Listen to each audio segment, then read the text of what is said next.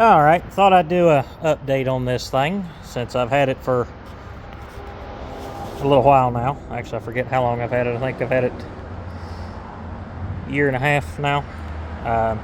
This is the Champion, upside down, 8500 inverter, dual fuel.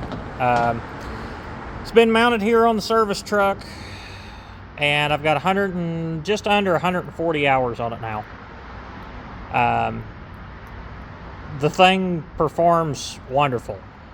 No real complaints. It does have a few quirks that I need to call Champion about. One of which is the little plastic rubber cover off the push button. I mean, the push button still works, but the little plastic cover, or not plastic, I'm sorry, the little rubber cover over the push button, you know, kind of like this, like these little rubbers. It fell off.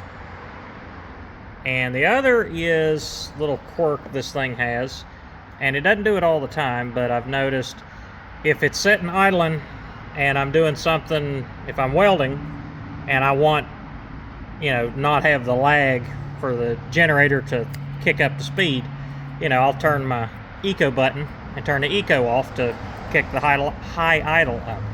Well, sometimes I can't high idle it because I can't turn the eco off by pushing the button. Most of the time I can, sometimes I can't.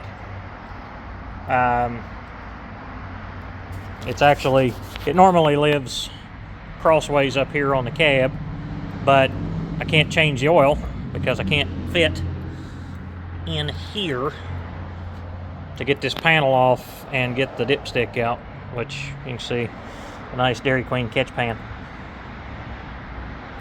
Other than that, I've been very happy with the generator. Still the original battery.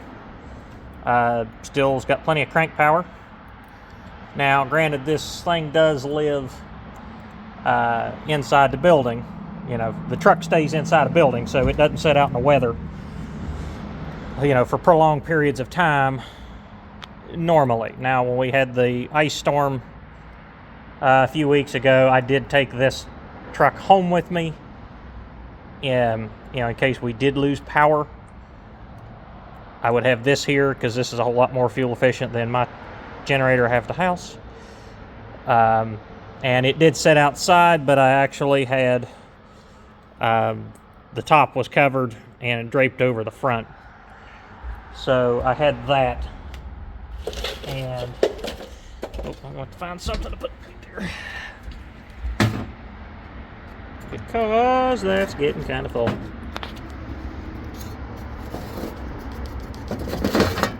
Crap. Not what I wanted to do, but oh well. You'd see me make a mess. Oh, should have changed it for them. I actually didn't think there was that much oil in it. Apparently there is. Anyway, I will say, as far as changing oil, it's actually a pretty simple setup. It's just got a little yellow cap. Here's the little oil change cap. Screws into here. Plug this off. There is no valve. It's just the hose runs straight. Yeah, the light you can't really see. Yeah, there you can. And the hose just runs straight in here. It's got a hose fitting on the block and this hose, and that is your drain plug.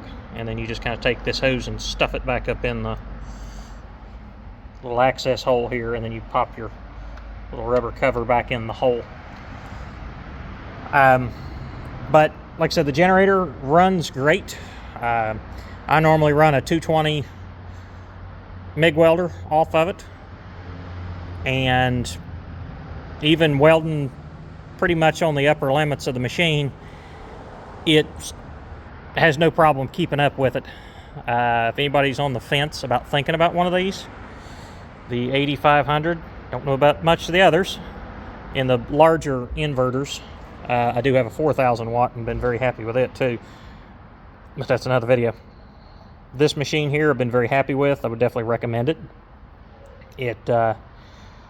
I don't use the dual fuel capability very often at all, I did, actually, for the first time when we had the ice storm, like I was saying a few weeks ago, I hooked up the propane regulator for the very first time, and just basically just to make sure that it worked. It does run off propane fine. The main reason I got the dual fuel generator wasn't really for the dual fuel capability, was the straight gasoline generator has a different plug orientation, and if I remember correctly, does not have this twist lock plug on it. It either doesn't have this twist lock plug, or it has the twist lock and one less 110. I don't remember. I'm thinking it doesn't have the twist lock. I'm thinking the straight gasoline version just only has the 220 and the two 110s.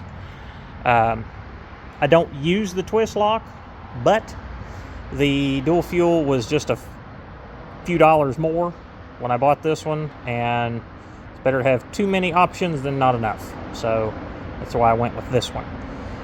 Now, I will say the dual fuel capability is nice, especially if you need it to run for prolonged periods, 10,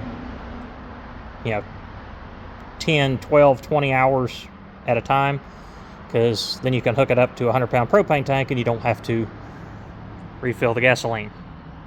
Speaking of refilling the gasoline, the little fuel gauge up on top has, well, for all intents and purposes, just about stopped working. It doesn't work very well. Sometimes it does, sometimes it doesn't. The thing is very fuel efficient on gasoline. Now, at about, I would say 25%, 30% load. I ran this machine right when I first got it for 7.5 hours on a job site, and in 7.5 hours it used 2.5 gallons of fuel. Whereas the big gasoline welder that I had on here before, in 7.5 hours would have used about 8 gallons of fuel. So this thing is very fuel efficient. Nice thing about it is it's quiet. Very rarely am I working very far away from my truck. So having this thing kind of purring in the background is a lot nicer than the big gasoline welder screaming in the background. So this has been much easier on the ears. But I believe that's all I can think of for a update on this. There is one other thing. The stupid, leave it to the government, stick their nose where it doesn't belong, the CO shield. And I say that because I'm pretty sure it is a government mandated thing that all generators have to have these now. Just like them sticking their nose in a gas can, they can fuck up a wet dream. So the CO shield on this works too well, actually. It would probably be all right, I would think, if you had a generator, if it had its wheels on it and handle, and you just had it at home or for portable use. However, with my application mounted here behind the cab, if the wind is blowing just right, the exhaust fumes will blow back into it and trip the CO shield.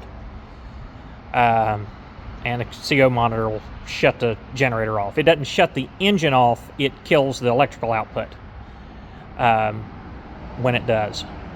So that, when you're on job site, doesn't work. And I'm not running this thing inside a house, and I'm also not stupid enough to put it inside my garage and try to run it for days on end. So I actually had to take and bypass my CO monitor, which I'm pretty sure it's located on the other side. I had to bypass that because the wind, like I said, if the wind's blowing just the right way, the fumes kind of get captured back here behind, between the toolboxes and the back of the cab and the back of the generator, and it will trip the CO monitor. So I had to bypass that and ever since I had to do that, generators run perfectly fine. Not had an issue with it since, and that's been well over a year ago when that happened. So I believe that is pretty much all for this little thing. It does, of course, you know, all these inverters have got a pull start rope, you know, behind one of the covers on one side or the other. This one I've never had to use, and honestly I'd never pulled it until about 10 or 15 minutes ago when I was realizing that that's where it was. It was on this side and I pulled it. But I've never had to use that. Like I said, the original battery still has plenty of cranking power. It's been a good little battery. It might die tomorrow, but it's been a good one so far. That's about all the update I have for this thing. If I have any issues with it in the future, I will give y'all an update. And if not, you'll probably hear from me on, you know, a 200-hour update. I might start trying to do these at even 100-hour intervals. So until then, y'all take care.